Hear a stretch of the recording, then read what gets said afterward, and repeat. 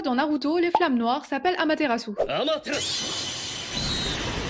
En fait, Amaterasu, c'est une déesse ultra importante dans la mythologie japonaise. C'est la déesse du soleil, celle qui illumine le ciel. Elle est née quand son père Izanagi s'est lavé le visage après être revenu du monde des morts. Oui, c'est un peu bizarre. Elle est sortie de son œil gauche et ses deux frères sont nés en même temps. Tsukuyomi, le dieu de la lune, et Susanoo, le dieu des tempêtes et des océans. Mais le problème, c'est que Susanoo était ingérable. Il foutait la pagaille partout et un jour, Amaterasu en a eu marre. Elle s'est alors enfermée dans une grotte et là, c'était la panique totale. Plus de soleil et donc plus de lumière. Pour la faire sortir, les autres dieux ont eu une idée. Ils ont organisé une énorme fête devant la grotte. Du coup, Amaterasu a fini par sortir de sa grotte pour savoir ce qui se passait dehors. Et là, les dieux en ont profité pour bloquer l'entrée et l'empêcher de retourner dans sa grotte. Et voilà, le soleil était de retour. Il faut savoir que dans Naruto, il y a plein de techniques qui portent le nom de divinités japonaises. Il y a Amaterasu, donc le feu noir, Tsukuyomi qui est l'illusion, et Susanoo, l'armure géante. Le lien avec Amaterasu, c'est que c'est la déesse du feu et de la lumière, donc des flammes ultra puissantes comme celles dans Naruto. Dans la mythologie, elle représente la lumière éternelle. Et dans Naruto, les flammes noires sont inarrêtables et brûlent pendant 7 jours et 7 nuits. Donc Amaterasu, c'est pas juste une technique dans Naruto, c'est aussi une déesse hyper importante au Japon.